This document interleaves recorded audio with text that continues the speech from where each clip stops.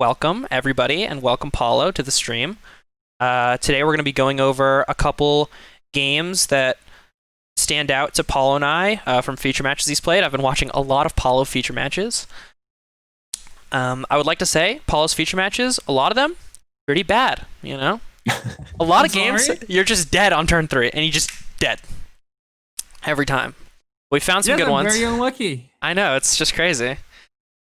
Yeah, that's how I describe your career. Unlucky.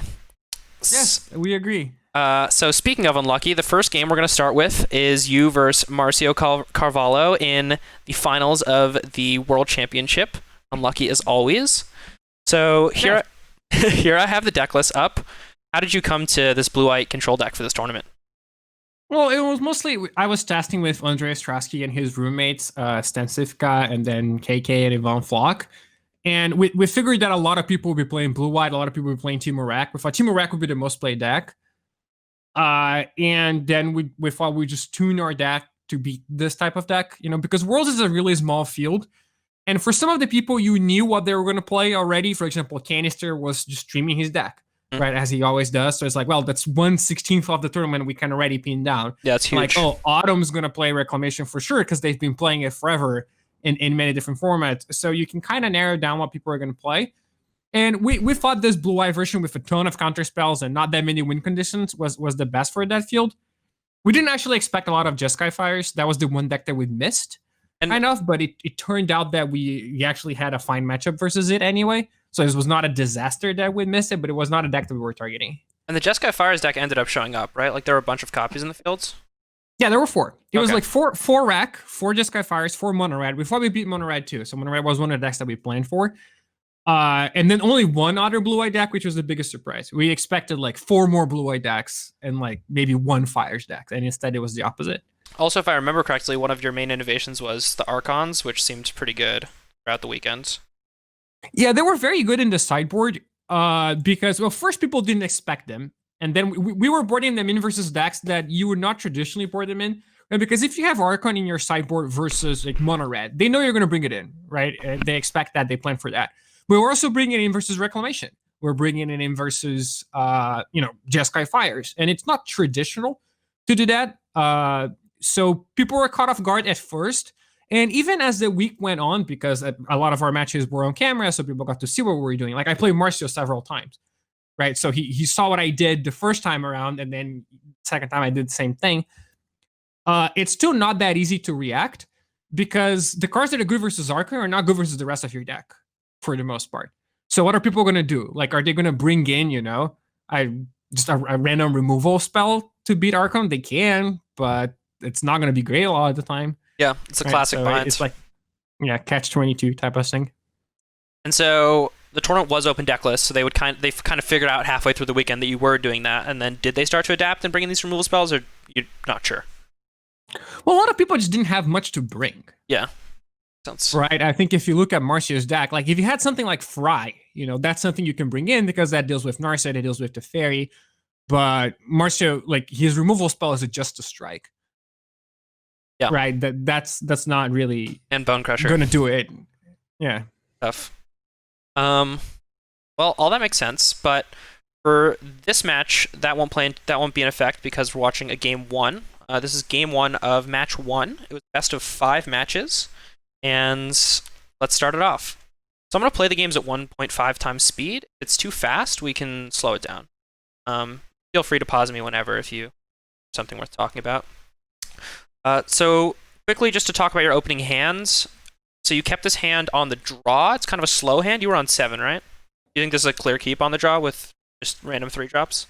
I think so, because it's hard to know. Like, obviously, it's not the best hand, but it does have the ability to find a lot of different stuff.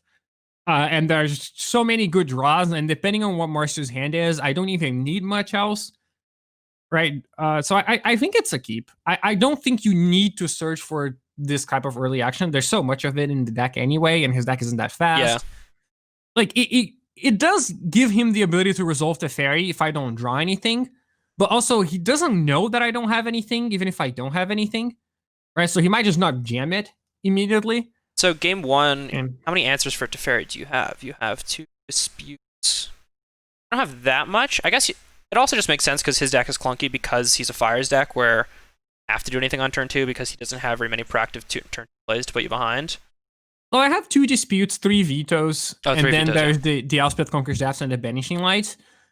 But also the fact that my hand isn't really weak to Teferi as it is, right? Obviously, I will still rather Marcia didn't resolve Teferi, but it's still like if he resolves it, I can still play all the cards that I have, right? And I had a Temple too, Yeah. right? So that I think that makes the hand a lot better. So here, do you think it's clear which 3-drop to play? It seems like you're thinking here, but you also drew this dispute.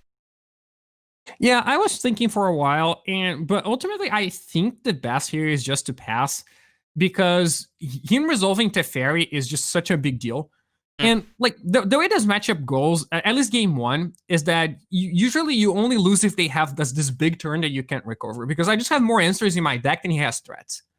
So you right? can just, if you count the counter spells and the shatters and the Elspeth Conqueror's Death and the Banishing Light, my deck just has more stuff that does something. yeah, so you can just sort of trade turns here and then pivot once you have more mana.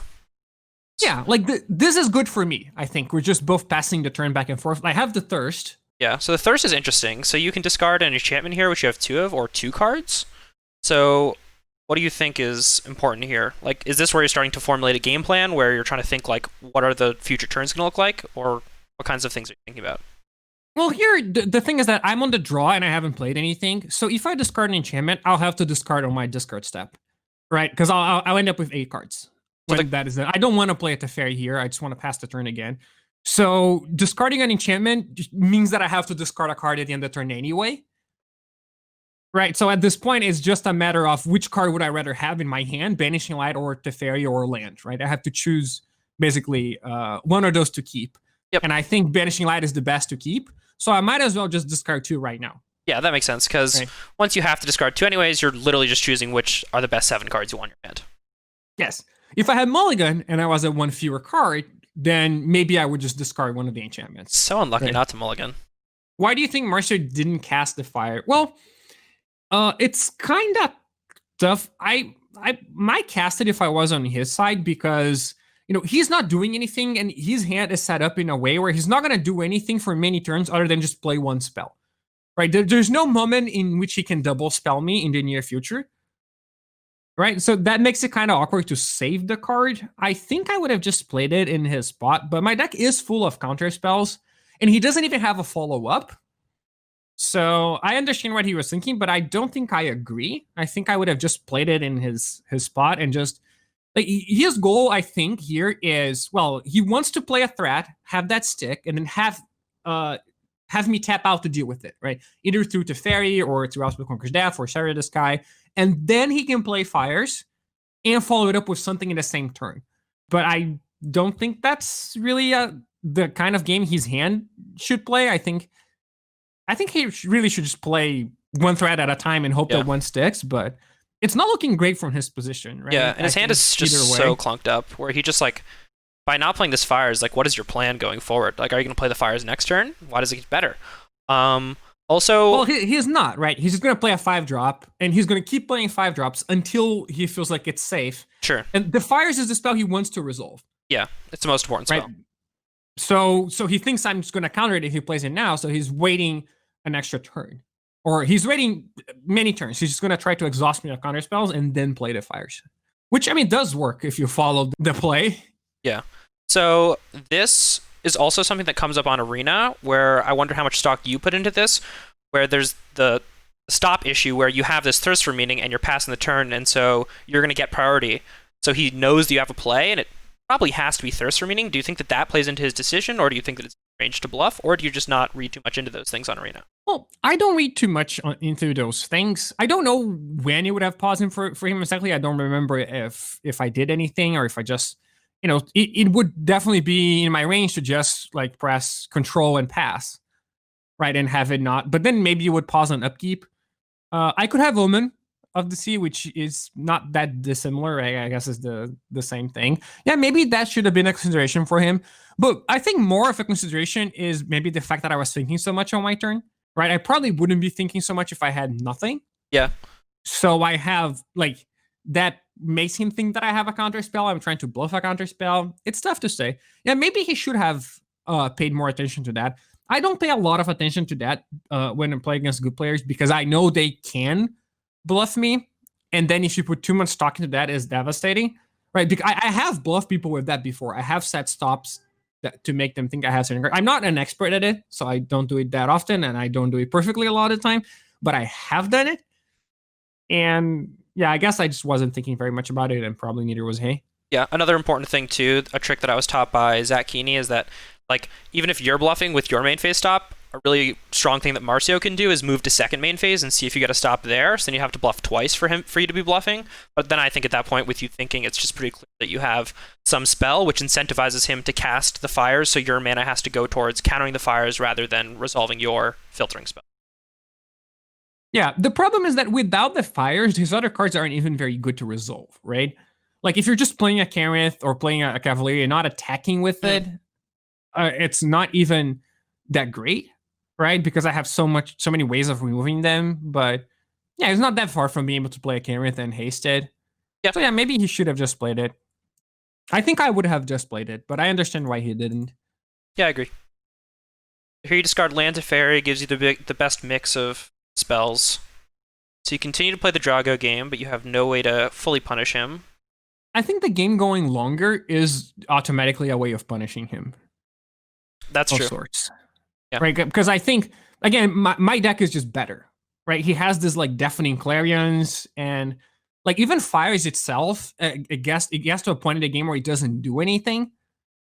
So I just have more resources, and like Elspeth Conquers Death, for example, is a card that's just better than anything that he can do. Yeah. Also, it's just the way that Fires is devastating and can turn the game on its head is in the early to mid game, and if you have these counter spells for those turns, like these turns we're seeing now, then you know that going long will be good for you because he's just clunked up. Yeah, I can't let him double spell me with Fires basically in game one, but if it's late enough in the game, I can also double spell, right? Then, like, if he plays Fires in a creature and I can actually just deal with both in the same turn, then he's not actually getting anywhere.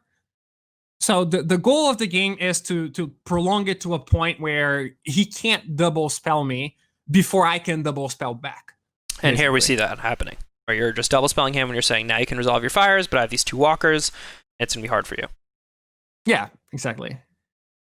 Also, just wondering quickly, how much does it play into your thought process of he didn't play the Fires on turn 4? Does that make you think he doesn't have it, or do you think that he's sandbagging it, right? Because if we're sitting here thinking he should play it, right? One thing that I find myself doing a lot in games is trying to eliminate cards from their hand and then just eliminate them from my thought processes going into turns, right? So here the Fires can punish your walker or whatever. Is that something that you think about a lot? And this situation has merit? Can we move the Can you move our camera? I think in it does matter. Yeah. Like I wouldn't bet my life on it, but I would be more inclined to think that he doesn't have it because he didn't play it on turn 4. But also I don't know the contents of his hand, right? We think it's clear that I think he should have played Fires because he had so many 5s to follow it up with. But there are spots in which maybe he shouldn't do that. Right. Here I thought that was an interesting play when I was rewatching the game. I don't know if I would have killed Narset or Teferi.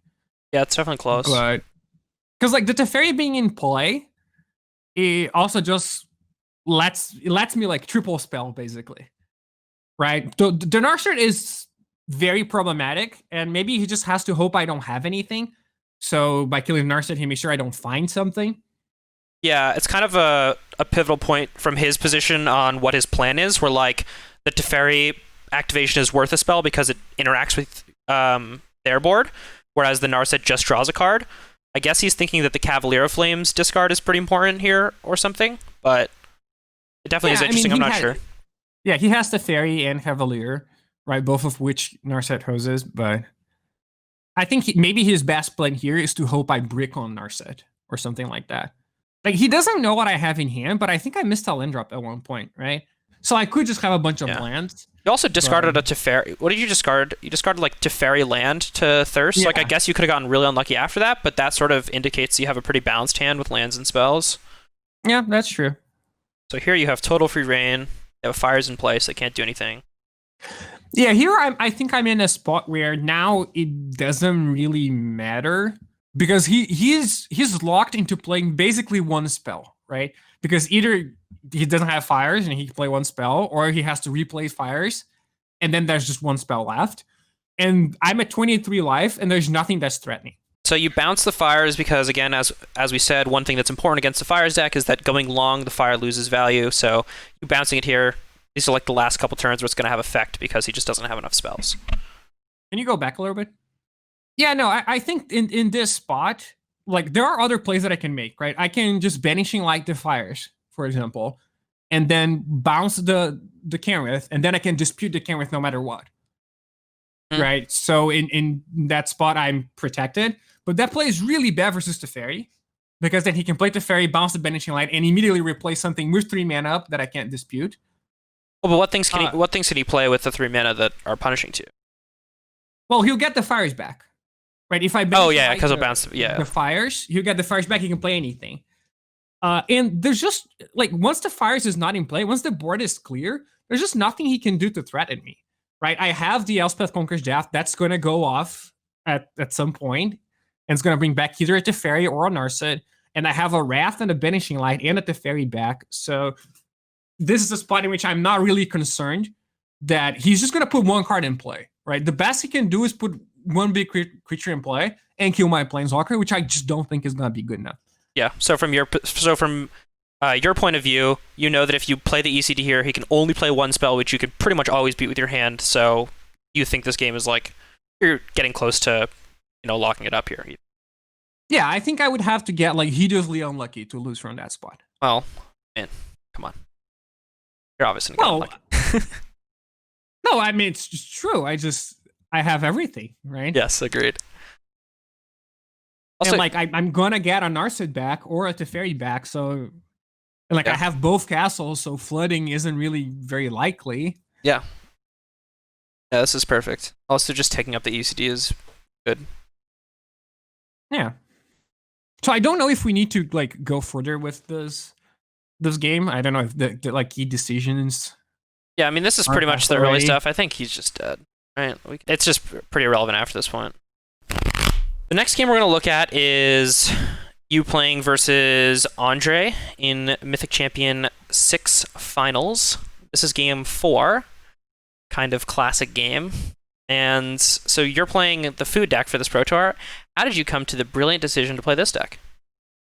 Well, we looked at the spoiler, and then we saw Oko and Gildagoose and Once Upon a Time in Nissa, and these cards were all good together and separately. And basically, it wasn't a very hard thought process to get to play this deck, but it was still interesting because we recognized very early that there was no way out, right? Because what usually happens when there is a best deck is that we try to build something that is better than the best deck, right? And then we spend, say we're testing for a month. We spend 3 weeks trying to build something that beats the best deck.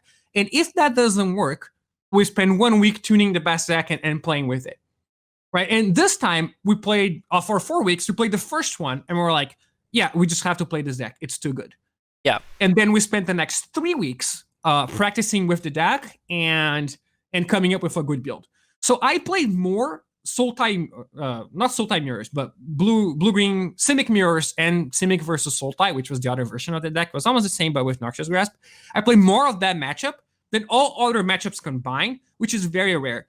And I think it really paid off, right? Because I played versus that deck like 8 times in the tournament or something. Like my top 8, I played versus twice in the top 8. And I think I played overall pretty well, and we had a pretty good list. Like Andre was testing with me. His list was only slightly different, but it was still just blue-green, still just had mass manipulation in it. Yeah, it's pretty similar. So I think we did a really good job in identifying that the best deck was actually just going to be the best deck, and there was nothing we could do, which we don't usually do a good job of, or at least I don't usually do a good job of. Like there's always this hope, I'm going to find something, I'm going to break the format, and then there's usually not enough time to perfect the best deck. And this was one of the times where we did, I think, perfect the best deck. That's interesting for you to say because just when working with you in the past, I think one thing you've said to me a lot is like, you just like to play the best deck. And so is it kind of just a value judgment on a case-by-case basis of like, how you're going to approach testing, or like you're saying now that you think you do stray away from the best deck too much, or how do you think that you approach things? No, when I like to play the best deck in the sense that I don't like to be different for different sake. Okay. Right. I don't feel like, I have to, like, I don't want to play the same deck as everyone else. I should just play something else. A lot of people are like that, right? They're like, I don't want to play mirrors, or I want more technology, and I'm not like that. But I still try to build a deck that is better than the best deck. I think best deck maybe has two meanings, right? The best deck is the deck with the highest win rate, but it's also the default, the perceived best deck, to beat instead of best deck. Yeah. Right. I like playing the best deck, which is the deck with the highest win rate, which everyone should like to play, but some people don't. Yeah. And yeah, I should have played for Color Reclamation. I agree. But I don't like playing the deck to beat, but I will play the deck to beat if it's the best deck. Right. And in this plot, we identify very quickly that the deck to beat was the best deck. Well, the no growth spiral thing is because you play Once Upon a Time, right? So you really want your acceleration to be in form of creatures, because then you can search for them, and you can't search for a growth spiral. And you can search for lands, so you don't need as many lands. So once they banned Once Upon a Time, things change a little bit. Also, they printed Uro. But do you think in retrospect that was wrong, or no? No, I don't think so. I think the fact that you have Once Upon a Time and you really want to find your acceleration means that playing Paradise Druid is just better. Okay. And so kind of what you're saying to me is that the deck to beat, right? A lot of the ways that you turn that into the best deck is by tweaking it, right? Obviously. And so here you had a really, really solid list of the blue-green deck. So for you as a player, do you think that you operate more on a theory basis or on a games played basis? Like if you're playing games and a card is winning a lot, even if from a theory perspective you don't think it should be winning that much, how does that play into you, and how much of your game is you thinking about what cards to play versus like jamming out a bunch of games with a bunch of different configurations and, just throwing things against the wall and seeing what works? Mostly theory for me. I mean, not mostly theory. I try to make sure that the theory is sound, but I believe theory should trump practice most of the time, unless you have a lot of practice. Yeah. So, like, if something makes sense to me, but then the opposite happens in 2 games, right? That doesn't matter, right? But if it happens in 20 games, then then I need to figure out why this is happening, right? I need to understand why this is happening. So I very rarely just go blindly, towards the results. Mm-hmm. Right, I need to be able to understand what's happening, and then I reassess my position. Right, if I theorize something and it doesn't match reality, then I try to make sure that the theory is sound.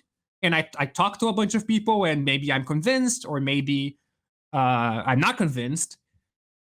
And in the end, usually I think theory matches reality for me, because the reality for me, theory and reality kind of shape each other a lot of the time. Mm-hmm. Right? That's probably kind of confusing, but like when there's reality happening, and then I try to find the theory that supports that, and if that makes sense or not.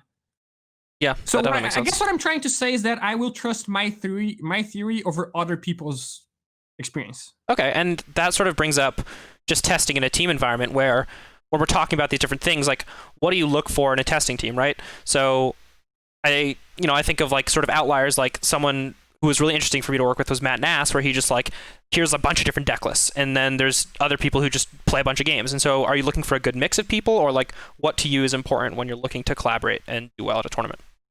I think having a mix is pretty good. Like you need some people, like for example, Andre Strasky or Mike Sigwis, right? They're not people who will come up and build this great deck, but they're also people who at any point in the day, if you're like, hey, play me 10 matches of blue-red, they'll just go and do that, and they'll play competently, right? And then you have the Matt Nasses who are like, hey, I built this 10 decks, and 9 of them are definitely unplayable, and the other one is probably unplayable too, but let's find out.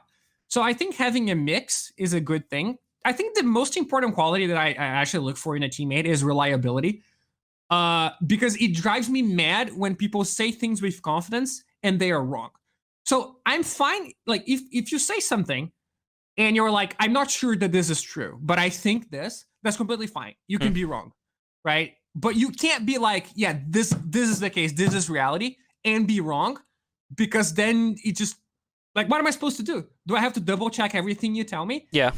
So when someone like, there are some people who just go and like, oh yeah, this match is unlosable, or this match is unwinnable, and they play 2 matches. And reality is that it's not actually unwinnable. It's like 55-45, right? But I need to know. I need to know that I can trust you. If you come up to me and say, this deck is awful, then I think I need to be able to believe you that it's awful and just move on.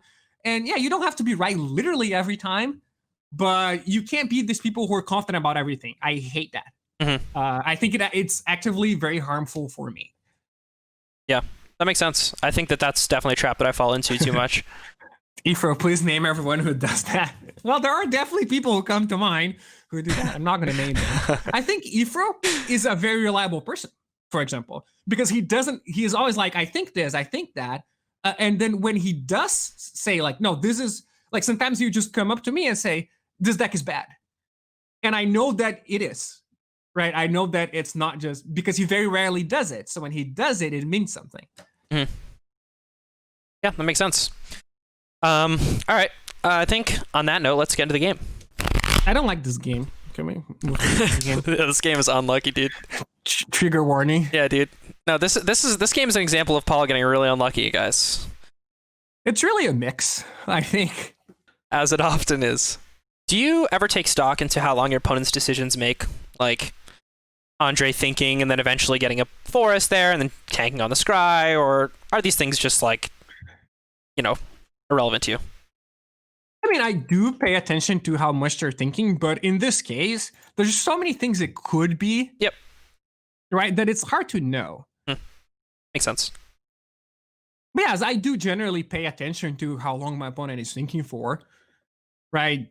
Normally, if they think about a hand and like they don't have the perfect hand, but then if they draw land and play from the top immediately, it's tough. Some people try to bluff you too. Like some people are just way over the top. I played a match once. I think I was playing 4 top A, in which my opponent was like such a big theater about thinking on their hand that I just knew they had a perfect hand. Yeah. And then I could kind of like assume that they were going to do specific things.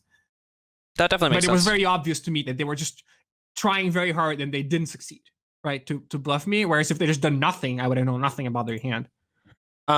So here, I just wanted to pause here just because we have a little snapshot into your opening hands, which looks like it has a very good mix of everything.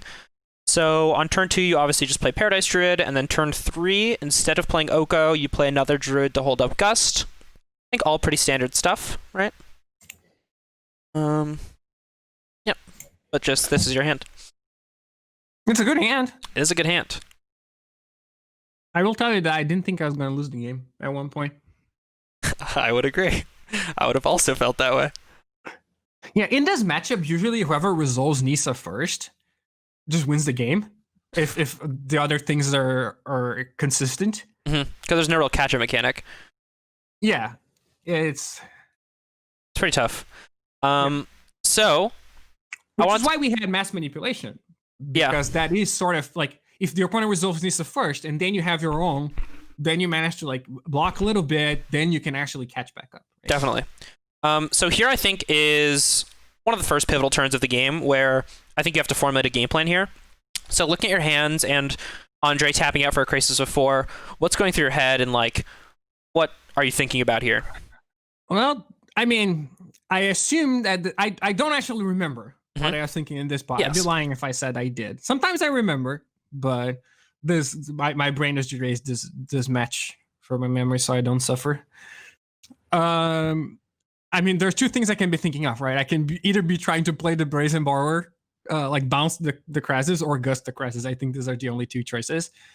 And it really comes down to whether this game is going to be about tempo or cards, right? Because if I just bounce the Krasis here, then I'm giving Andre a Krasis, right, to use with his mana. And that's pretty good, but I'm also taking a 4/4 away from the board. So, yeah. Which one of these things is more important? And you're dead set on casting a Borrower or a Gust, even though the Krasis is obviously is gaining value because you have these planeswalkers that the Krasis can pressure, and you just want to turn the game on its head and essentially say, I'm just going to tempo you out instead of caring about how many cards our Krasis is drawing, because I'm going to put you behind on board very quickly. Yeah, that's the theory, at least. It's like, oh, if you spend your next turn replaying Krasis, then that's just going to mean that I get to untap with Nisa, and then maybe it doesn't really, like, I have my own Krasis, it doesn't really matter what you do. And so in this position, like, you're very much committing to a theory or a plan, right? Where you're saying, I'm going to use my spells as tempo spells, giving him this Krasis, knowing he's getting 2 cards now and more value later, but I'm going to resolve my walkers and, put him to the test. So you're obviously going for this more tempo-oriented game plan. When you're playing games like this, how locked into these game plans do you become? Like, once you bounce this, are you saying, this is what I'm doing? Or how fluid do you think things are? Of course, it's variable, but generally, like, what are you thinking about? Just to answer Sam, I think, no, I mean, both of them give the Krasis back, but I don't have to cast either, right? So the choice, I don't believe I would cast Gust here. I think that doesn't make much sense. I agree. So I think the choice is between Borrower or nothing. That is probably what I'm thinking in this spot. Yeah, because he's just having a million cards anyways. It doesn't really matter if he has 1 less from the Gust, and the Gust has more value in the fight for board. To answer your question, usually I try to identify early what angle I have to go towards, and I'm not going to say commit to it, but it's kind of bad if you change your mind. Yes. Right? Because if I decide that I'm going to tempo him out and I bounce the Krasis, then I can't draw a card and then think, well, actually, I just want to play for cards. I don't want to play for tempo anymore. Yeah. Right. And then we're like, well, that's too late, right? Yeah. I already gave him the Krasis. Yeah, you're hemorrhaging on that axis. Like, you're just losing so many cards. That definitely makes sense. What info does him playing Krasis give to you about his hand? Well, I think there are certain things. It's tough to say because the Krasis is a card that will go through the Aether Gust that I can have, and even through the Brazen Borrower, right? I do have mana up as well. And also, by playing the Krasis, he just drew 2 new cards, so it's hard to know exactly what he can have. So I don't know that it gives me much information, but yeah, I wouldn't say it gives me much information about anything. I think it's a play he would potentially make with a variety of hands. He might not have like an Aether Gust, right? Or he might, but then also have, a mass manipulation. So he's trying to steal my Nisa if I play it and stuff like that.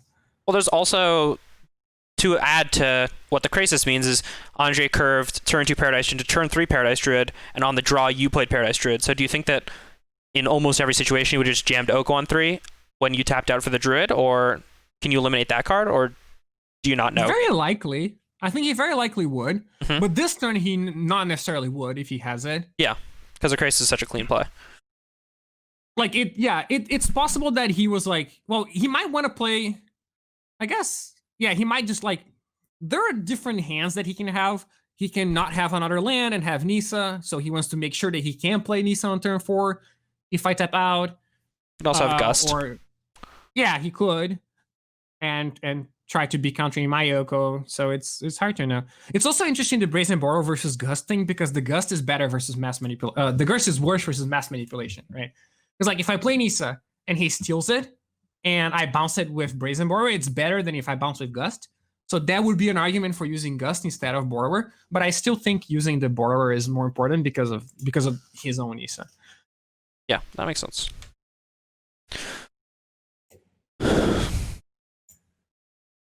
So here we are going to see you go for the Borrower on the Krasis, essentially committing to that line. So now you've locked yourself into casting Nissa this turn, and as you said, Nissa is the most important thing in the matchup, where it's hard to come back, especially with this breeding pool holding up Gust, presumably. Yeah, and I think this puts me in a pretty good spot. Like, there's nothing threatening me on the board, and I have the Gust, right? And I have a good follow-up when I untap. So I agree with my play from the past. Well, someone's saying he just plays around Gust here, like when you untap the breeding pool. But that's bad for him, right? Like, he's so far behind, it's hard for him to effectively play on Gust, right? Like, the fact that he can't play a Nissa here or whatever is just bad for him. So here you're further committing to that line where you're gusting his Krasis. He's putting it on the bottom even, which he just has so many cards right now. That makes sense, but also signals that he has likely other big effects in his hand. Yeah, the Krasis last turn play around a counterspell. Yeah, of sorts. Because I can gust before or after the trigger, basically, right? And if I gust before, then he has to make his choice before he sees the 2 new cards. So imagine a scenario where his top 2 cards are 2 Krasis. Yeah. Right? If I gust first, he might just put it on top, and then he's going to have 3 Krasis. But if he draws the 2 cards first, he's definitely going to bottom it. So it's a general principle that the least amount of information you can give your opponent before they make their decision, the better. Yeah. Right. So in this spot, this play is going to happen no matter what. I'm going to play the gust, so I might as well do it before my opponent has information of what their top 2 cards are. Just a tight little technical thing that definitely, plays a role. Yeah, I think here is where I thought I was really just going to win the game for sure. Mm-hmm. Yeah, and I think this is a really crucial turn. I believe this is the Krasis turn. Yeah. Okay. So hopefully we get a little hand cam and we can discuss. I think your hand is... Yeah, you only have 3 cards. I believe it's 2 Okos and a Krasis. Yeah, this turn was brutal because I think I played a Krasis and didn't find a land, and then that kind of spiraled out of control. It's not clear to me what I should have done. Mm-hmm. No, even Green Black Adventures had Veil, right? In the board. It must have. I don't know. And they had Once Upon a Time. Yeah, true. So you're choosing between casting this Krasis or an Oko. So it definitely makes sense that if you Krasis for 6 and hit your land, you can then cast Oko. You are missing out on a lot of damage, right? Because to cast your Krasis for 6, which is when it's like just really meaningful, like the difference between 4 and 6 is pretty large, I'd say. You have to tap both of your 3/3 lands, so you're missing a bunch of damage and gonna have to tap your Paradise Druids to cast the Oko. Whereas a more conservative line is you could just animate a land, attack for 10, play an Oko, right? Well, I think in this spot, I don't really think I should try to rush the damage department. I shouldn't really care about that. I think adding to the board is more important usually. Like he's at 21, and I think I can just overwhelm him with stuff. Maybe that's wrong, but I don't believe I valued the 3 damage that much, and I think. But it's 10 damage, right? Or it's at least 6. The land is gonna attack anyway, right? And the druids, I think casting a spell is better than attacking for 4. I would rather just cast the Brazen Borrower than tap both druids, right? If it comes down to that. Are you thinking about the possibility of mass manipulation if you go for this Krasis line? Where you're missing out on damage and then they play land. I guess they're only playing land 7, so it's fine. No, they have 7. They would be able Oh, sorry, they have 7. I can't count. They would be able to steal 2 things. They could, if you miss your land, they get to steal your Nissa and your Krasis, and it's really bad for you. Yeah, definitely thinking about that, but it's the kind of thing that, can I play around that while beating the other stuff?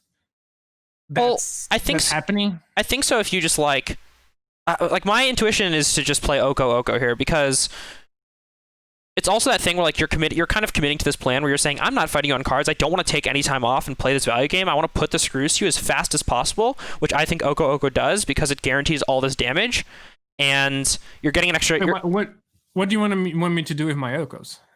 I would probably make a food with 1 and Elka Druid so you can't get mass manipulated for X equals 2. I think that's really bad for you. Taking him off of mana is really good when his hand has 7 cards, so he obviously has to have a bunch of spells. I think taking him off mana is pretty meaningful. I don't know about that, because a 3/3 is pretty meaningful too. I'm attacking with a bunch of 3/3s that I can't afford to lose. Yeah, but what are his plays, right? Because let's say you go, you'd have to tap. Or no, you can just play the Oko post combat, right? I would rather play Oko and Brazen Borrower if that's what I'm gonna do. Sure, that's fine too. I just kind of think that plays better because I think the Krasis gives him it puts a 6/6 on the board, which I guess if he doesn't have Oko is pretty meaningful because it's hard to block and just tax him for 1 million. But I think that it just opens him up in a bunch of different ways to coming back in the game by either mass manip for X equals 2 or Oko to bubble your Krasis and make your turn not as good and he's at a higher life total. Well, the thing is that like I don't have lands, so if he does mass manip like and just steals Nissa and a land, am I gonna win? Well, that's why 4 mana. but that's why I wanted to bubble a druid, so he can't do that. But then if he steals just Nissa, am I gonna win? Like what do I do once he attacks? I guess I can just let him kill the Nissa. But like, can I even attack next turn if that's what I do? Like he's gonna have a 3/3. He just blocks my lands. Right? I don't know if I can. I don't like elking a druid. I do think it's possible that the best play is to like play Oko and tap a land, attack. But then isn't mass manip and then play a 4/4 crisis? Isn't mass manip just horrible then? Because like if we're saying that the way we get punished by playing Oko is to get mass manipped, then in that case, which is the only thing that punishes our Oko play, I think mass manip is better if we don't elk one of their druids because just get to steal an extra thing. I don't think that's the only thing that punishes the Oko because I think playing Oko is basically just passing the turn. It's almost like time walking myself. Well, it attacks for 10 and it takes him off a mana. I think the mana is like pretty relevant, but I guess I could be wrong. Yeah, I just don't know what attacking for 10 accomplishes. If like there's just so many other things that I could lose to. Yeah. It's weird. Like I think there's not a great way for me to play around mass manip, and the best way to play around mass manip is probably to just get enough stuff by playing a big crisis that I can actually come back. Sure, that makes sense. Yeah, it just like yeah, I think giving them a 3/3 and playing 2 Okos, it's like kind of like time walking myself and giving them a 3/3 when I want to attack with my 3/3s and 2/1s. It's I don't think when he has a bunch of cards in hand, I don't think that's really the. I don't know. It doesn't sound appealing to me. That makes sense. Do you think that there's an argument to maybe crisising for 4 instead of 6, so you can get in 4 more damage? I think a card and 2 power into crisis is worth more than 4 damage here. Yeah, I don't think the damage is very relevant. What I could do is just like play Oko first. So tap a druid in the forest, play Oko, then untap the forest, and then I can play a 4/4 crisis and draw 2 cards. But I figured that I really wanted to make sure that I drew a land. So I think I played the crisis for 1 more. I kind of like that though, right? Isn't that just pretty efficient? Well, yeah, I mean, yeah, it's good. It taps me out, but I do get a 4/4 crisis. Yeah, maybe that's what I should have done. I think what I did was play a bigger crisis, and then when I didn't draw a land, that was pretty bad. Yeah, because I don't think the difference between a 4/4 and a 6/6 crisis is that large when I think that their turn is likely going to involve answering the crisis anyways. And I guess we disagree on how important the damage is, because I think you're like fighting.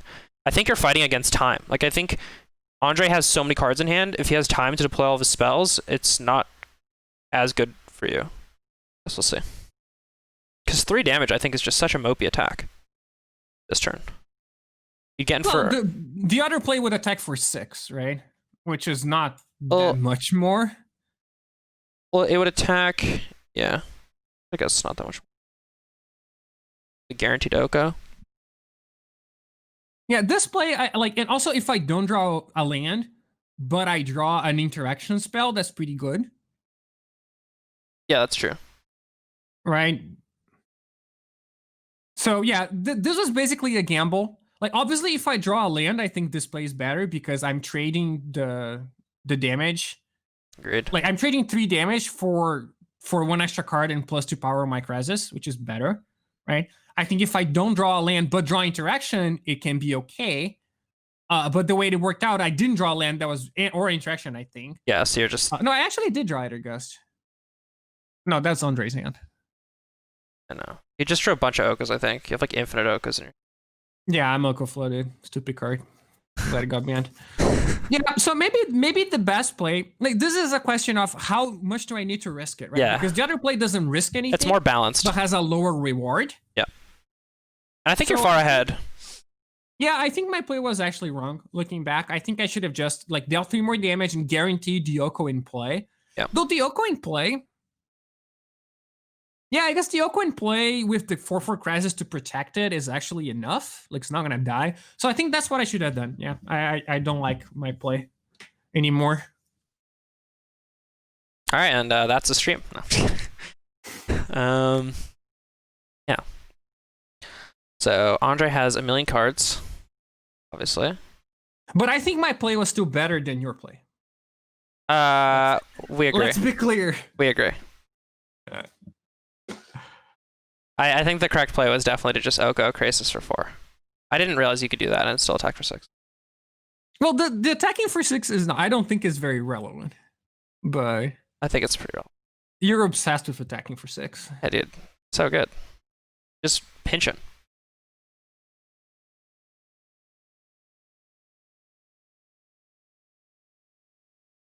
Oh, he drew Once Upon a Time. That feels so bad. It's not great. Yeah, and I don't have anything. So I guess I could have cast that on my turn, but I don't think I want to get a land anyway. So I could have cast it on my turn and got a land. Oh no, but then I can block. Well, but also I think that, like, if you're Krasising for 6, it kind of signals interaction, or you could have just drawn interaction. So I think him having to play on Gust is pretty good that turn. Gusting your Nissa tapping. Yeah, this play is so brutal. It's just like such an awkward tempo play, and it takes you off all your mana.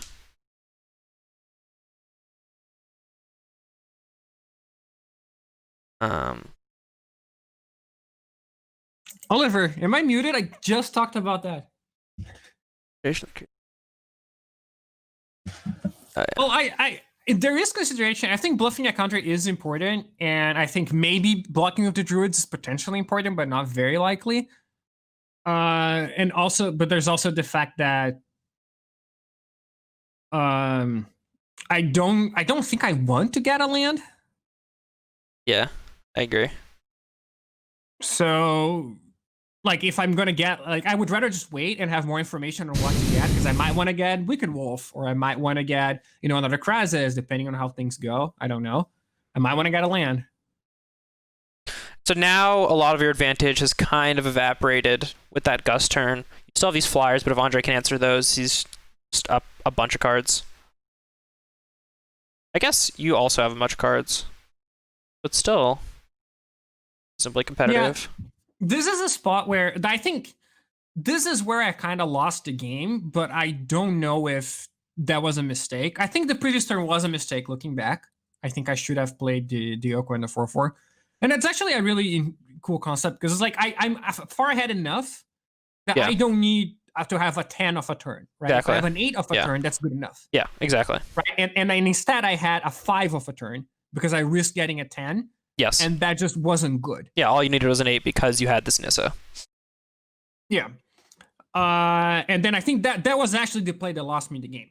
Now, I agree. This play is more interesting. The Krasis play? It is. Well, then the next turn. Okay. Because this is the play that literally loses me the game, as in the sense that I make this play and I lose because of it. But this play was so brutal. Necessarily wrong. Because Andre didn't have anything, but I didn't know that because he just drawn 1,000 cards the previous turns and just didn't have that much like mana to work with. This is his first turn with a lot of stuff. So it's like, should I just develop my board and try to beat what he has in play and potentially in his hand? Or should I just go for a card that if he, like, that could actually win me the game? Which is what I ultimately go for, but... Well, there's also, what does his sideboard look like? Oh, he has 4 veils? It's unclear how many bring in. He's not gonna bring in 4. He has some number of veils. It's weird. So yeah, I mean, I knew he liked it a little bit, and like he also liked disputes on the draw, but he was on the play, so maybe he wouldn't have disputes. But I think there's a reasonable chance there are 1 or 2 vetoes in his deck. It can't be much more. You mean because when he's on the play, he likes Nissa too. Yeah. Like on the draw, I think maybe he takes 1 out or something. But yeah. So the options you have is you can mass manip for 2, and you're just gonna take his walkers probably. Versus you can try to develop your board. The issue too is like he's just more likely to have a Gust than he is to have a Veil, right? Yeah, well, but like, does he have another Krazes? Does he have a Mass Manipulation in his hand? Mass Manipulation he probably would have played, but like he will have access to a lot of mana. Yeah, I think you just have to Mass Manip. I thought so, but then I just lost the game immediately. Right, once that happened. Yeah, I think you just get punished in so many ways if you try to develop. If he has a big follow-up, you get punished. If he has a gust, you get punished. And it's just unclear if you're even winning if your play goes well, and he doesn't even have those punishes. His board is it's just not like I have so an big. insane play otherwise. I mean, I guess I would play Nisa and Oko. Yeah. Yeah, I think you just have to mass manip. Your other plays are so mopey. Could you Nissa and mass manip if you're greedy? No, I don't have blue. Oh, you don't have blue. Like, I need to. If I had all tropicals, I would. Yeah. Also, this is a thing. Like, I'm thinking about a bunch of things, but I don't have infinite time to think. Yeah. Right? And then at some point, I have to make a decision. I think maybe the judge even tells me correctly, like, you have to make a decision. So I just have to choose something to do, even though I'm not sure it's the right thing to do.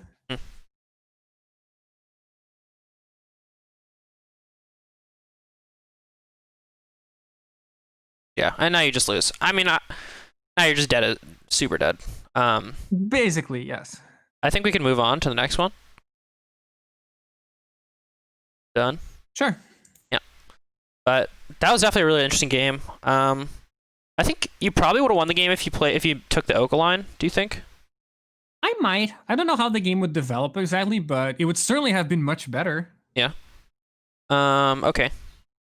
So the last match we're gonna do is a match that Paul and I have talked about before, just between ourselves. I'm gonna make sure our face cams aren't blocking any. Yeah. So this is Paulo playing against Autumn in the finals of some Star City Games event. What was the thing? Championship. The Star City Games series. Okay. I guess it's in the top 4 of that tournament. The first one. Yeah. So you're in the finals. You're playing against Autumn. Top 4. So this is a classic Team Iraq mirror. I know people might not be too fond of watching a Team Iraq mirror, but this is a really interesting match that has a lot of interesting decisions. So here we just... Oh, Autumn's here. Oh, how's it going, Autumn? This is a classic match. Classic game. Oh, no, this is the wrong game. Sorry. No, this is the right game. I'm dumb. Game 2 is the interesting. Yeah, game 2 is the interesting one. So we can see sideboarding right now. It's a little pixelated, but interesting things to note. Autumn or Paulo, you have 4 expansion, 4 wilderness, whereas Autumn only has 3 and 3. I definitely favor having 4 and 4. That was something that we found in testing for the last 2 Pro Tours was really important in the mirror, is just keeping all of your combo in, because it really restricts the way your opponent can play, and it just lets you punish them eventually. Is there any other things you want to speak on in terms of sideboarding before we get into the game? Well, I think I should have boarded out 1 Uro and brought in 1 Ambusher. Yeah. Just had the 4th Ambusher. I think that's mostly it that I would have done differently. I think it was too early enough in the format where people just people weren't confident about what to do in mirrors, right? And then once you don't know what people are going to do, it changes what you were supposed to do. Definitely. But yeah. For example, I saw like an article by LSV who said you should take out all reclamations and all expansion explosions. And it's like, well, I don't really agree with that, but are people going to do that or not? And it was still early enough in the format. But I think you don't need 3 Euros on the play. On the play, you can't always play Euro. Right? Yeah. On the draw, sorry. Yeah, I've always liked 2 or 1 Euro in the mirror post board. I think 2 is the right number. But I think 3 is a little much. It depends how your deck is configured, obviously. One interesting thing to talk about is Opt and the role it plays in the deck. And one thing that you adopted was you boarded out. And I know you just did this for the duration of having Opt in your deck, because you would board out 4 in the mirror. Why was that a card that you were looking to board out? Well, I think there's 2 things. First, Opt is the card that, it's the coward's way out, right? You're like, I don't know what to sideboard out. Opt is, I'm just going to sideboard out Opt, right?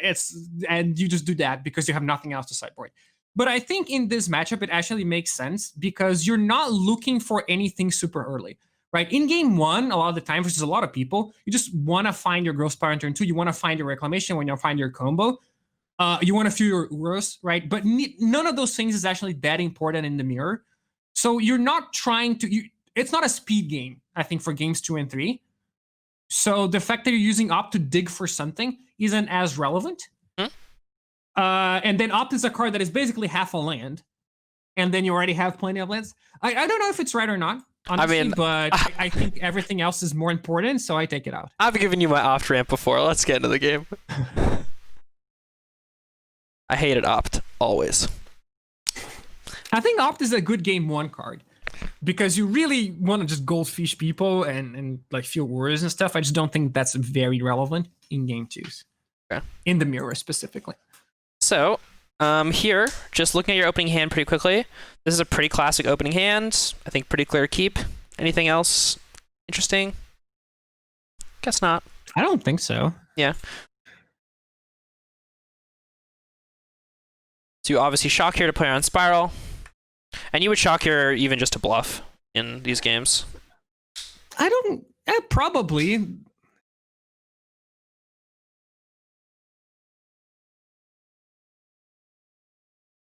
Now, this is the most interesting turn of the game for me.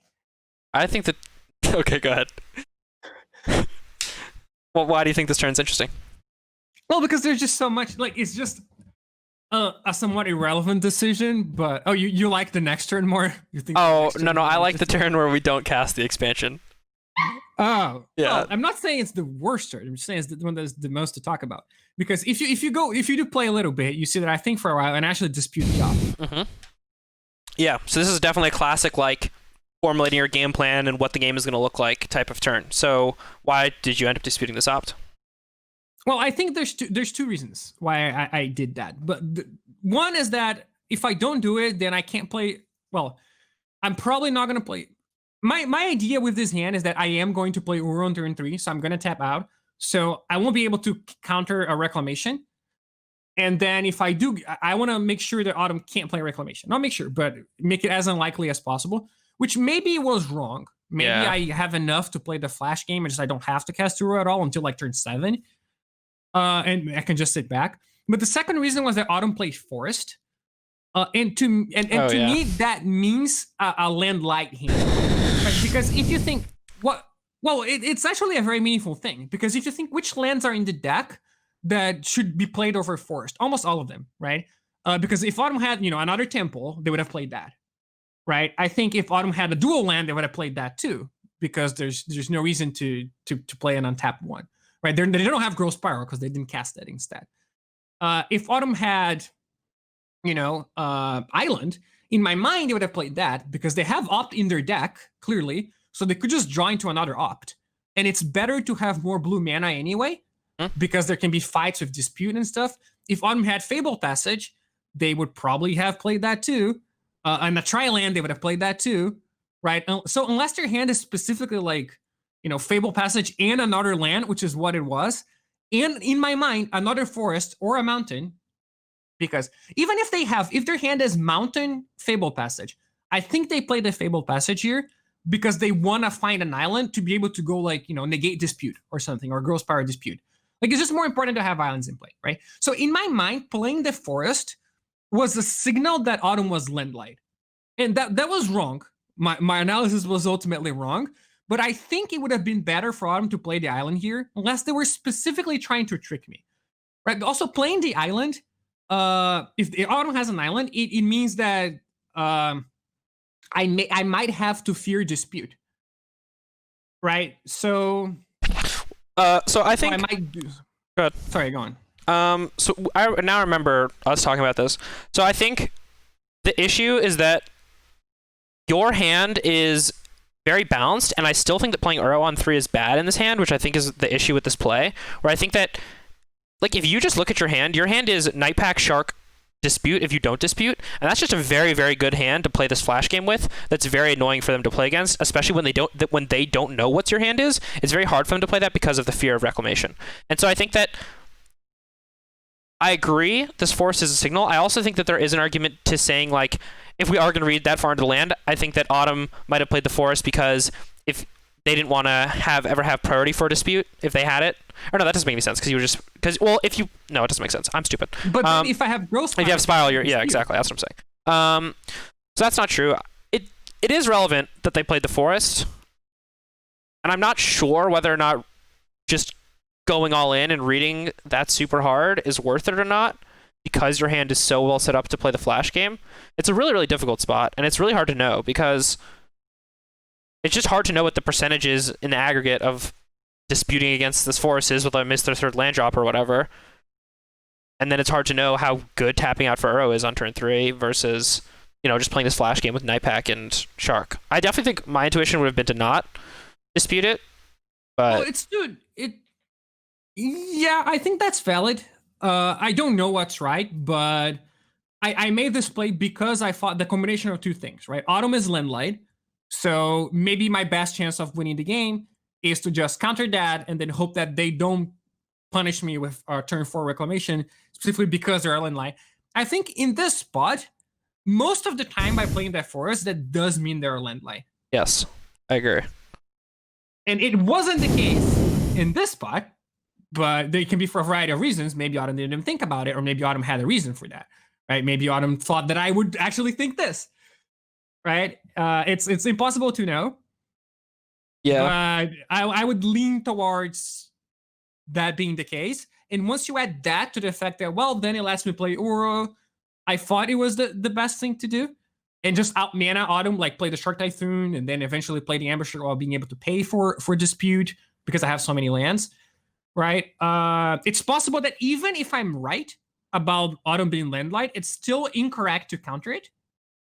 Yeah, because your hand is so good. Pass the turn and play Drago. Yeah. But I'm on the draw, and I figured that it was a good... It was kind of like I smelled blood and pounced, and was like, okay, this is my best way to win the game. But maybe I didn't have to do that. So it's a very tricky spot. Yeah, and the narrative also makes sense where they play Temple turn 1, Scry bottom, turn 2 play Forest, and then opt. That's easily a hand you keep, 2 land opt on the play, and that narrative definitely makes sense. So I don't fault you for this play. Do you think that once they play their third land, there's an argument to not playing the Uro, or are you just always playing the Uro on turn 3 here? No, I'm playing the Uro because I think, it's possible I'm punished by Reclamation, right? But I don't know. Some people even take out Reclamation. And I don't think I'm in a position to be playing around it very much. Oh, but now you drew the wreck. I think that... I don't know. I don't like doing this. I think that you open yourself up to just sometimes die to wreck, and I don't think resolving this Uro accomplishes pretty much anything. You have all the cards you need to punish their mana, where you could just go end step, Nightpack, untap wreck, and it puts them in a tough spot either way. Whereas I feel like against their higher tier of hands, it's bad, because it's unlikely they can play their wreck into your 6 cards, especially when you aggressively disputed their opt. It implies that you have more lands. It accomplished something, right? It traded with a Nether Gust. That would just have targeted the Wolf or the Wreck in the future. Yeah, I don't love that, though. I don't know. Maybe. I think there's merit to what you're saying. It's possible I can just wait. But I thought, they have to have the Wreck, and some people even cited out, right? As I said at that point, I had just read a Cyber guide that cited all of them out, right? And then they have to have a 4th land, which in my mind is not a given because I didn't think they had a 3rd land. I guess at this point, that was right when the LSV article came out where his cyber plan was to just board all the wrecks, so that's a real thing to consider. Yeah, and at that point I didn't again, I thought they could just not have a 4th land. Or they could have a 4th land and jam the wreck anyway. And then I just wasted my turn, right? Yeah, that's true. I guess I'm thinking more at the end of the format where the consensus was to leave in Rex, and you just have so many counterspells that I think that the common play was to just respect your opponent having counterspell there and not play Wreck, because you get countered by their good subset of hands. Have a follow-up, I can play my Wreck back, right? If they have the land and the... Yeah, they have to have you're right. They have to have a lot to punish you. I think it's fine. But I don't know, I'm not convinced it's right. I think it's a very tricky spot. Definitely. Okay. I just think the analysis of this land drop, it being specifically forest means this is very interesting, even though it was ultimately wrong. So here they gust your wolf and you put it on top. It's awkward because you have this fabled passage, obviously, but I definitely like putting the wolf on top. It's just a very strong action spell. You're deciding between making a 3/3 here. Okay, and I like this because they don't have Wreck because they would have jammed it on the Uro turn. So while this may look like you're just dying direct because this play pattern is obviously horrible in a lot of subsets of games, because you played the earl on 3, I think this makes sense.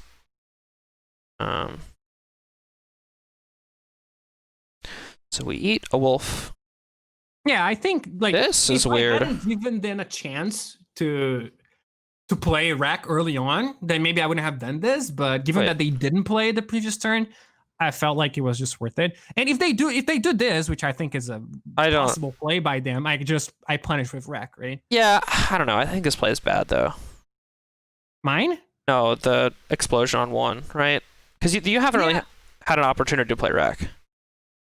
And they have 2 counterspells, I think this play is wrong, but yeah, I think I wouldn't have done it too. I understand why Autumn did it, like because they were just trying to find lands to play the commands, but I agree with you. Yeah, and Autumn knows I have a wolf, right? So if I just that's right. That's what we talked about the other day. If I just play land, then Autumn just can't dispute my wolf. Right? We actually went over this. So I think it's reasonable. Yeah.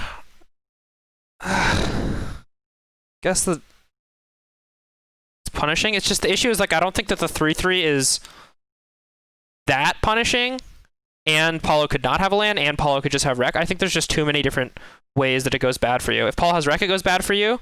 If Paulo doesn't have a land, then you missed your opportunity to dispute. And I don't think the Shark is huge. I guess getting to resolve the expansion explosion is good if if Paulo just plays 7th land Night Pack or whatever. Okay.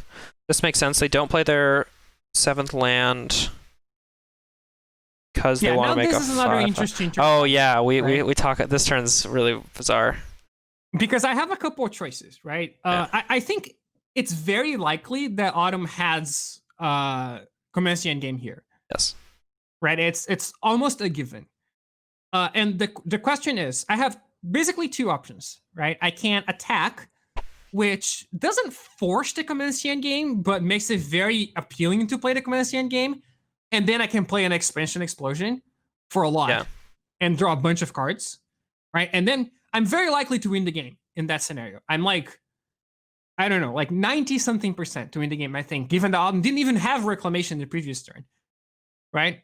But the question is, if I don't attack, how likely is it that Autumn casts the commands anyway? Yeah. Right? And I think it's very likely too. I think Autumn is like 90% to cast it anyway. Right? In which case, it's just better for me because I keep my wolf. I got a 3/3 token that I didn't get. Right? But the question then becomes, do I think Autumn is casting it anyway? And how far ahead am I if they don't cast it, or if I just suicide my wolf? Yeah. Right? So you kind of have to analyze, like there's 2 situations, right? Well, there's actually 3 situations. The first is I don't attack, and they don't cast it. Then that's kind of bad because if they don't cast it, they could just have other stuff, but it's still good for me, right? Or I attack, they cast it, and then I play Explosion for 1,000,000. Or I don't attack, and they cast it anyway, and then I play Explosion for 1,000,000 and keep my wolf. Yeah. And it's really complicated math to do because I'm just assigning random percentages to everything, right? Yeah. I'm just guessing how likely is it that they cast it anyway if I pass the turn. Definitely. I don't know. Yeah. Right? But I think if I attack, they're almost certainly going to cast it, and I thought that gave me enough of a chance to win the game. Like I'm drawing 9 cards here, right? Yeah, I think guaranteeing them to cast the commence is just, I think you're just so far ahead in that game, right? And so I think that I definitely am. I'm ahead either way. Yes, agreed. Right? And so that's what we're talking about. The question is, am I like 95% or 96? Yes, that's the thing.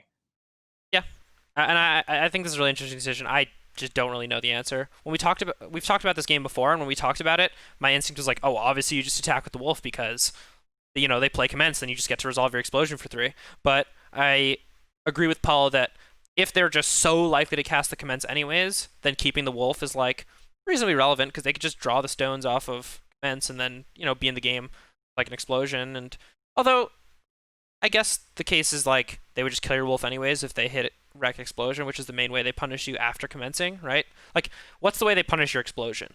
It's probably just to wreck Yes. explosion you. And so then I think the wolf is not that relevant, which then incentivizes you to attack because you don't really care if it dies, because the only way you get punished also kills your wolf.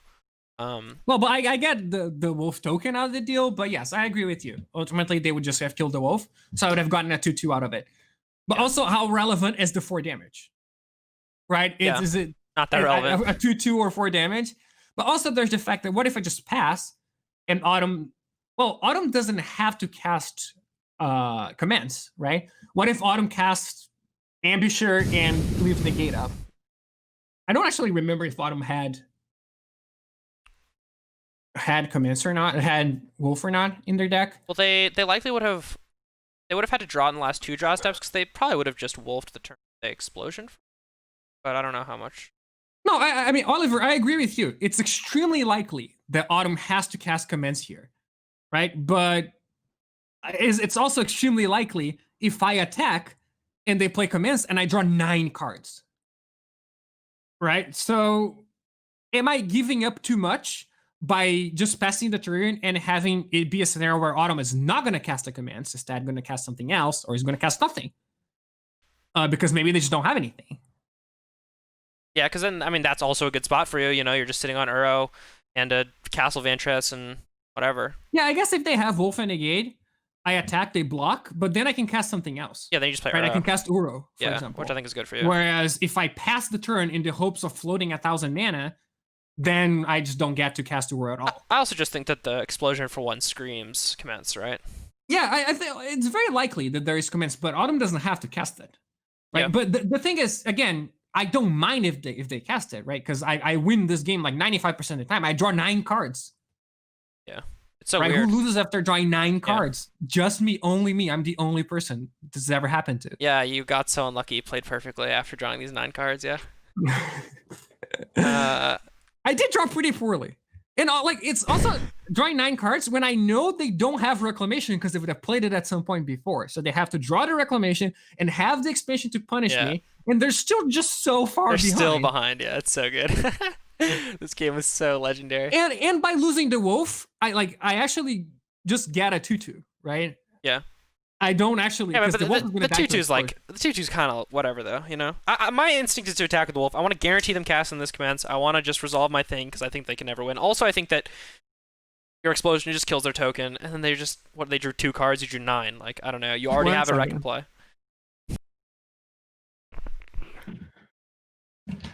So I attack, and that was the unlucky part of the game, as opposed to the part where I threw the game away, which was in the future. After that. We'll get there. But it doesn't counter. It's really unlucky. Yes, we agree.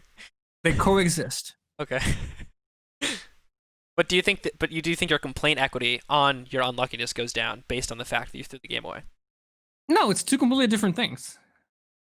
But they have to be related. Come on.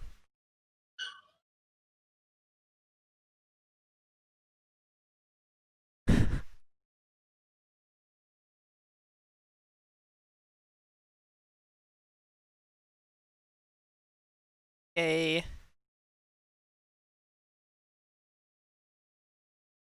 So we go for the explosion for 1 million. Do you think there is an argument for doing it for less than max? There certainly is, but I don't like it, because from my point of view, I'm going to win the game through anything here. Like, I already have a Nuru to discard, and what's the worst that can happen? It really is just Reclamation plus Explosion, right? Exactly. Well, so that's, I mean, like, if you can win the game through anything, right, then, like, why does it matter if you draw 7 or 9 cards, right? Well, because 7, I'm way less likely to win through anything if I draw 7, I think. But I do think having the negate up is pretty attractive in terms of I didn't have the negate. Well, I mean, you're going to draw 7 cards, right? You're pretty likely to draw a piece of interaction or a gust, right? Because you're just playing around wreck explosion. Also, all that does is cut 1 mana from Autumn, because they have Dispute. So they just explode for 1 last. That's true, but you don't know they have Dispute, and the way they've been playing Signals, they don't have Dispute, like when they're tapping out for the explosion. Which they did have the Dispute, but I think from your perspective... I don't think it does, because there's nothing that... If I play a land, there's nothing they can even dispute. Okay. Makes sense. Obviously, I don't know they had Dispute, but I think in the spots I usually like drawing more cards. Yeah, we definitely went over that testing one time where I was just like doing it for not enough, and you would just sauce on me. That was a really frustrating set. Oh, you mean when I just crushed you in bad matchups over and over and Dude, over? it was so unreal. I enjoyed it. I would just like not be paying attention, you know, to game one, and then just get totally outplayed game one, and then I would just sweat and pay attention for the next 3 hours to like eke out a 50-50 in a favored matchup. It was pretty unlucky. Yeah, and here I have like at this point in the game I have a billion choices every turn. Yeah. Obviously, paying too life to play my land and then not setting a stop at the end of the turn was lose. You agree?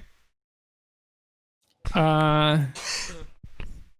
I just took 2 damage for no reason. Didn't get to cast my girl's power. Oh god, there's also the really weird blast zone stuff that happens this game. Yeah, I mean, at this point, I think we kind of have to like choose individual moments to talk about because there are just 100 plays that you can make. At what point do they start calling to ask how many minutes on the clock? Well, that was game 3. Oh my god, yeah, that was unreal. Okay, so you're getting Uro'd and you're tanking. Is there any reason to do anything here with the Uro? Were you thinking about disputing? I don't know what I would. I mean, I that's probably what I was thinking about, given that I can't be thinking about anything else. But doesn't seem. Well, if I do it, then there's like I stop them from activating Castle of Interest, you know, or something. I was trying to throw him as Exilic right now.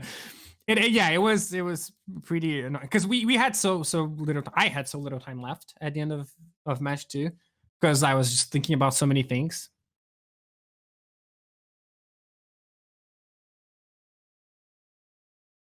But yeah, like now the fork is just so big, right? I have like the Shark Typhoons and the Expansion Explosion and the Castle of Interest, and there's just so much stuff that I could be doing at each turn. Yeah.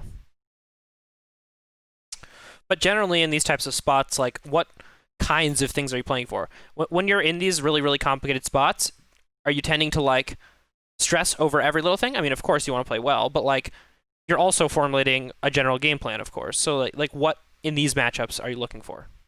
Oh, mostly formulating a general game plan. Like, how am I going to win this game? Right? And I think I make a very big mistake this game. And I don't know if it actually cost me, but it probably did. In that I just didn't look how many cards Autumn had in their library. Yes. Right? Because that it just escaped me completely. So in my mind, to win this game right now, I have to play an Expansion Explosion for 23. And then later on in the game, it's going to become 26. It's going to become 29. Right, and it just never occurred to me to check that I could actually deck Autumn. Yeah, and so like, this was because the turn. Yeah, because the format was pretty new, right? And I hadn't played that matchup it wasn't that new, but I hadn't played that matchup very long, and the games usually don't come down to that, in my experience. Like it's very rare to have these games where both players have Reclamation and have gone through 1,000 cards. Like they're usually blowouts or no one has Reclamation, so you're not decking anyone with Expansion Explosion. Yeah, and so this was a turn that I want to talk about where I think this was like the crucial point of the game where I think you made a mistake was you on this turn you have, let's see, 3, 5, 11 lands, so you're getting 22 mana from your Rex plus 7, so you have 29 mana, and so this was a point where I wanted to just jam a huge Expanse Explosion at them because they only have like 6 mana and 3 blue, and you just have like triple counter. So I don't actually think you could lose, which is the spot that we talked about originally, right? Yeah, no, I think I agree in this spot. So assuming Autumn's library is very small, yeah, I can deck them. That's a different thing. But even if it's not, which I wasn't thinking at the time, like I think I have enough here that I can play a pretty big Expansion Explosion, like for 12 or something, kill the Uro, and still have all my mana untapped and still be able to fight over it. Yep. So like if Autumn lets that resolve, then obviously I'm fine with it because I have all my untapped mana right now. I'll have 7 cards in hand in the turn. If Autumn fights over it, I have enough in my hand to fight through any amount of permission. Yeah, you just have everything covered because they only have 3 blue mana. They can only have 3 counter spells. You have 3 back. But they have 4 blue mana, but they only have 7 total. 7 mana, yeah. Right? So I with my 3 counter spells, I can guarantee that Expansion Explosion resolves. Yeah, because which... Good. Yeah, because Dispute doesn't work either. So if there is a fight over it, I still end up with all my mana untapped, and they have no counter spells left. So all I need to do is draw one counter spell for their Explanation Explosion, right? And I'm in a great spot. So the fact that I didn't do it because I tunneled too much on, I was like, I have this counter spells in my hand. Maybe Autumn has fewer counter spells than I do. And then I have so much mana. At some point, I'm just going to play a lethal Expansion Explosion, and that's what I'm going to fight over. But I think that was wrong. I should have just gone for it. I didn't realize that I could guarantee it resolving and still have a bunch of mana left. I underestimated the amount of mana I had, basically. Yeah. Because I thought, if I'm going to play this, I'm going to fight over it, and I won't be able to counter the whatever Autumn plays. And I think that was just wrong. Yeah. And this is obviously an extremely difficult and convoluted, game to play with so many decisions. But how do you think that it just comes with experience where even you made a mistake here where, you play extremely well and have played a lot of years. How do you focus on the things that matter besides just playing a million games and analyzing things or, eating, drinking water or whatever, Well, it's not drinking water. Yeah. I mean, I don't think there is something specific some ritual that you do to be focused. You just have to think about what you need to do to win the game. And sometimes you get it wrong, right? But I was thinking, what do I have to do to win the game? I have to play this big expansion for 23 or next turn 26, and I have to fight over it, right? And I was oblivious to the fact that I could just deck them instead. It just didn't occur to me. But again, people are talking in the thing. Yeah, Autumn has no way of knowing that it didn't occur to me, right? Because they don't know that I could have done it before. I don't even know if I could have done it because I don't know how many cards they had because I never checked. It's possible they had 35 cards and then life was just easy, right? But then I got so tunneled on I need to do this thing for a lot to just kill them with it that I didn't realize that if I just did it for 12 or 10 or I don't know however much I can do it for, that's probably enough to win the game. Yeah. Right? Even if it didn't outright kill them. Yeah. This is an awesome game. So let's watch it through a little bit more. You end up... You just make a shark here, right? It's possible. Yeah, there are other moments in the game where we go back and forth. It's actually a very interesting game. Because there's a moment in time where I'm deathly scared of that blast zone going on 4 and just destroying both my reclamations because Autumn has a better board than me at this point and there's so much more life that if I lose my reclamations, I have no advantage. Right? But then later in the game, there's a point where, Autumn hasn't used this blast zone yet. So it's probably not something they're really thinking about. So I just have to play my third reclamation rather than just play around it and just hope they never do it. Yeah. Right? Which did end up happening. Yeah. So just like I missed the lethal decking thing, they can miss the blast zone thing. I don't know if they missed it or if they just decided not to do it. Right? There's no way for me to know right now. I guess I could ask. Autumn, did you miss it or decide not to do it? But yeah, so just I'm playing around this thing, but then it doesn't happen for so long that suddenly I don't play around it anymore because I think it's just not happening. Right? And there's also an interesting turn where I use a Castle of Interest that I didn't really need to use, and that lets Autumn bounce my token. But this is actually an interesting turn. I think it's this turn, actually. So Autumn has, I believe, 1 Brazen Borrower. I think. It's possible it's 2. I don't remember anymore. I remember there being a couple spots where Autumn, I believe, could have activated the Blast Zone for free with Rec mana when you were tap low or whatever. Where I didn't think there were any way to punish. So when I was watching this game live, it read to me as though they didn't remember it, and so I thought it made sense to definitely jam the third Rec, which is an important thing where you have to adapt to the way your opponent's playing, of course, where, if you're playing perfectly, you just don't play the third Rec because, they have the Blast Zone, but... So if you just forward to the end of this turn, right, here I use Castle of Interest. You can maybe, yeah. And that means I don't have enough to fight over the Brazen Borrower. Right, because I just tap my mana, I get disputed in the end. I traded for 2 disputes, I think. Yeah, because this was another crucial spot where, in these mirrors, it's clear that there's just disputes rotting in Autumn's hand because you've given them no chance to use it for the whole game. And in these mirrors, late game, they have to have it. I agree with that. But the reason I did it was because I thought if Autumn had the Brazen Borrower, they would have cast it first of all things. Because they would have just wanted to cast it with as much open mana as possible. Because if a fight does happen, they have the most mana possible, right? So once they started like cycling Sharks and using the Spectral Sailor, in my mind, that meant they didn't have the Brazen Borrower because they didn't cast it first, right? Which was true. The Brazen Borrower was the last card that they drew in this whole sequence. So if we imagine that the Brazen Borrower was the first card they drew in this sequence, it's possible they just go for it. Like, because it's much better to fight for it when they still have all the wreck, like the wreck mana, right? Than fight for it even on my turn. Right? Yeah. So, because this is a weird scenario where you just have a lot more mana on your turn. So I thought this is worth doing because I don't think they have the Brazen Borrower because of not having played it. And it turned out that it was their last card, so that really punished me. But maybe I should have just not run the risk. Yeah, because they also might just be baiting you, where they, like, if they're sitting on a bunch of disputes that are rotting and they see this Castle of Interest, they think it's likely that you're going to use it on your end step, and so they could just wait till you use it, then Borrower to leverage the disputes. Well, but the thing is that the disputes, like the fight might happen anyway, right? What if I just don't use the castle? Like in this spot, you didn't have to do anything because you didn't have a choice. You drew it out as the last card. Right, but what happens if the turn just passes to me? Mm-hmm. And then I have 50 mana. And then I just attack. You're probably not casting that Brazen Borrower then, right? Because you don't want to get into a fight on my turn when I have literal 50 mana. That's true. Like, then the disputes are not going to do anything either. So it's just if I use the castle. Yeah. And there's no guarantee that I will use the castle. And even then, like, I lose 5 mana. But I don't know. I think it's... Yeah, there's the chance that Autumn had it and decided not to use it. There's also the chance that Autumn drew it as their last card, which happened. Like, I have to account for that. Yeah, I agree that there's no reason to... I don't think that you should have used the castle. Yeah, I think maybe that was wrong. But it was an interesting...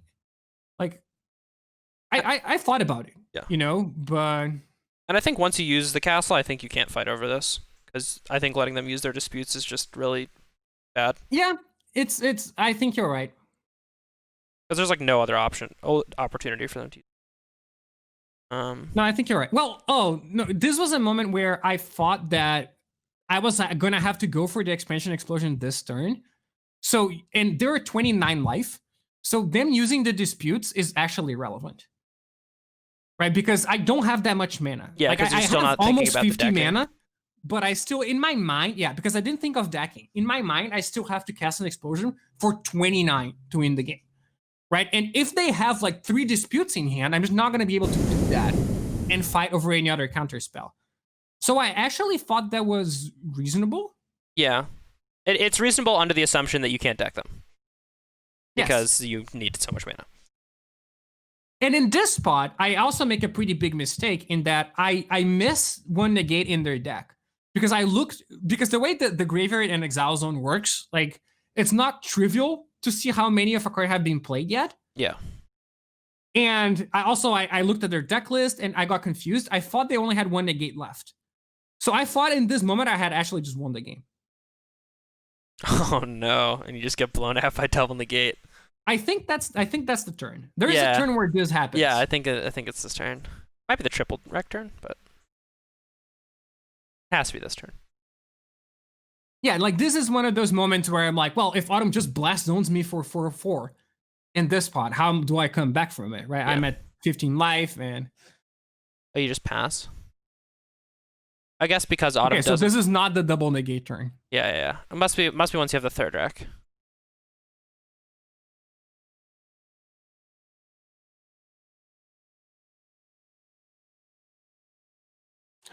Yeah, no, there is negate plus expansion, but... I don't remember exactly. I remember that we will get to the game, I think, to the game's situation. Yeah.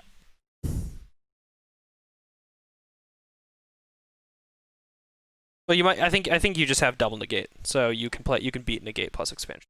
It's also possible there's only one expansion left. Yeah, because so if they spewed the 1-for-1 early, so they don't have very many left. So if they do cast it, then I don't die.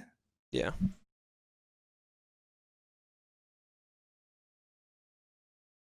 Yeah, so I think a fight over this happens now, and then is the turn where I think I win, but I don't win. Yeah, because you know you can win this fight. Well, does fighting over this do much though? I guess. Like, what if they just let this go? Well,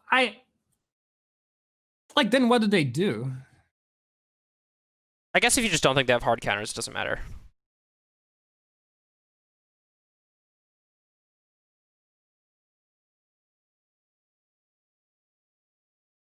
But like now Yeah. they tap out completely, right? Well, I think I use my expansion. Well, but now you get punished by you got punished by the negate you didn't think that they would have.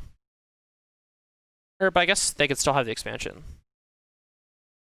Maybe that was later in the game. No, it wasn't. It was later that I thought. Now at this point I think they're out of negates because they just used two, but they actually have another one that they play later on. So expansion doesn't matter because I'm just casting a lethal explosion. They can't expansion that. So that's what I. Sorry, the game is very long and complicated. Yeah. So yeah, now I counter the thing, and then I'm in a spot where if I find expansion, I win. Yeah. Right? And you have a scry and upkeep, or after you attack with her, alright. Yeah. And now I run the Brazen Borrower into the dispute because the dispute is always going to eat 3 mana from me anyway.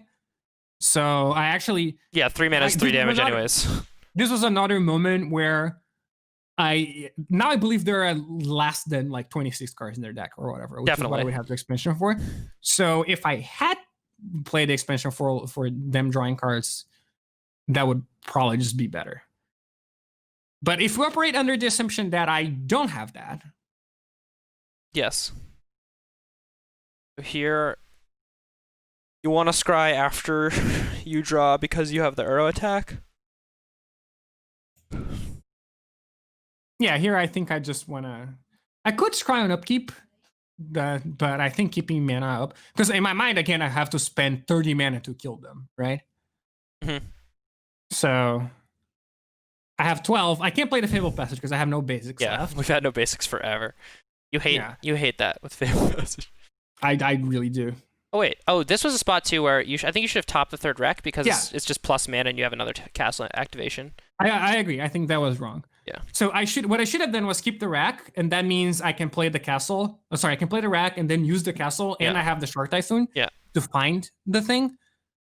As long as you have an instant speed, as long as you have an instant speed cycle, it's worth it to do that. Yeah, I agree. I didn't really process that. Also, at this time, I'm pretty low on time, and I'm starting to think that I'm not going to win this game. So I have to worry about maybe being able to win the 3rd game. Yeah. Right, which doesn't happen, doesn't come close to happening. And at this point, like once, because you created this tempo vacuum where you just like fought over their wreck really hard. So now now they just get to untap and have all their mana again. So it feels pretty bad for you. And you're running. No, this was my turn to like maybe win the game. Yeah. And you would have gotten another scry. I think you would have gotten an extra 2 scries because you would have maybe 1.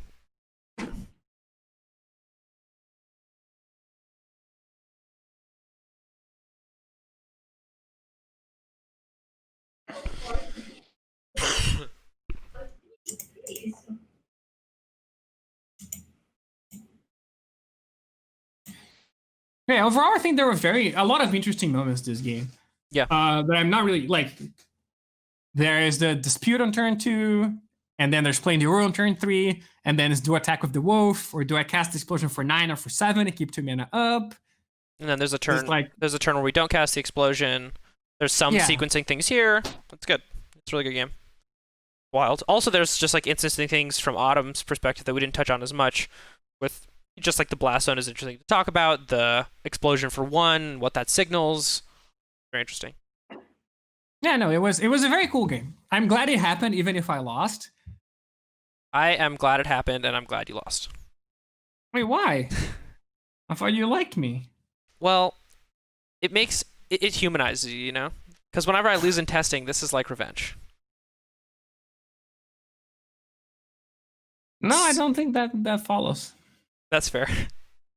So we used our Shark Which maybe we should have saved it as an instant speed scry. This part, it's... I guess you're still worried about the mana, which makes sense, so it's fine. Yeah, at this point, I think I kind of just have to like go for it, but yeah. Now the yeah, game is just kind of doomed. Oh yeah, it's not great. Yeah, it's not that interesting anymore. Yeah, I don't think. Like, I think once those turns are passed, it kind of plays itself out. Agreed. So do you want to keep watching it, or do you want to wrap it up? Well, it's up to you, but there's nothing. I think I actually draw Expansion Explosion here, and then I go for it, and then I get hit by Negate. Oh yeah, let's watch that happen. Which I didn't think was in their deck anymore. Oh yeah. Yeah, this was the negate spot where you thought you had tracked them all out, and so you just think you win. Think you've escaped by the... Yeah, I actually have like 100,000 mana. So I know I'm not going to get disputed or anything. Yeah.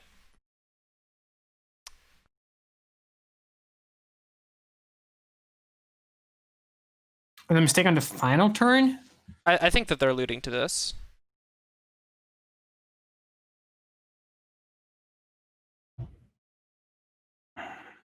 Yeah.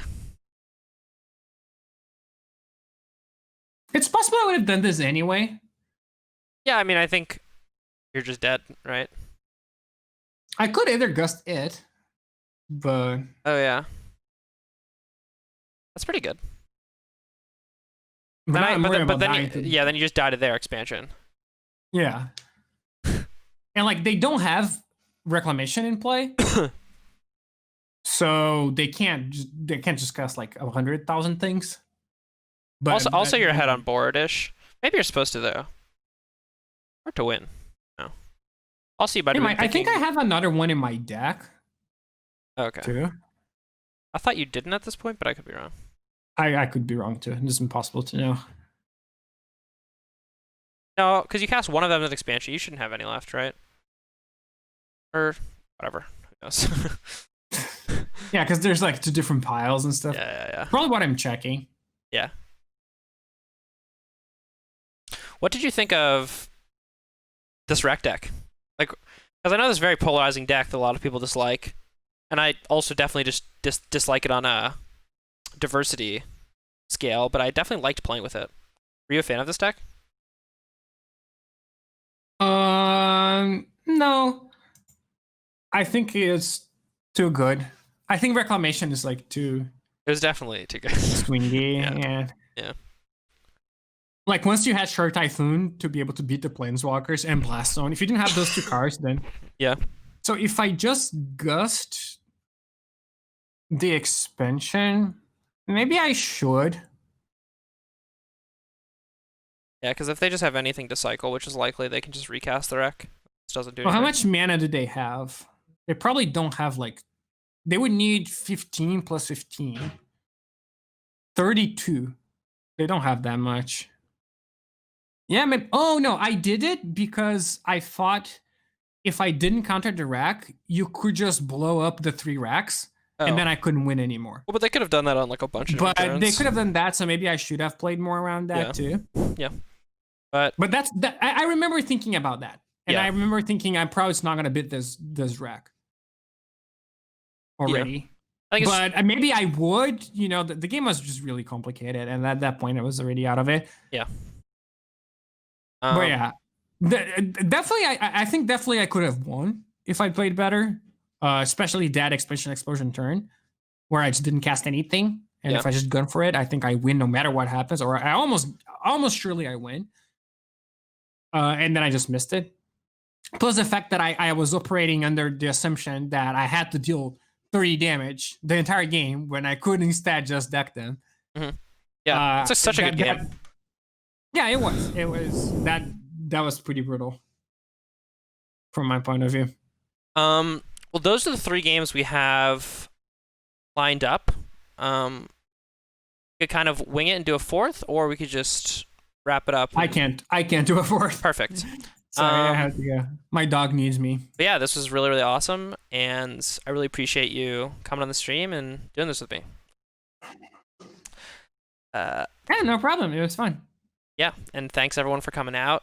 This was I really hope people cool. enjoyed it. Yeah, I think I'm gonna. Even though this last game got kind of convoluted. Yeah, I think that I'm gonna cut up the stream VOD and post as a video somewhere, and I'll tweet that when it happens. But yeah, thanks everyone for coming out, and we're gonna sign out, and hopefully I'll be back again with other players, and we can keep doing it. See ya, everybody. Bye. Bye.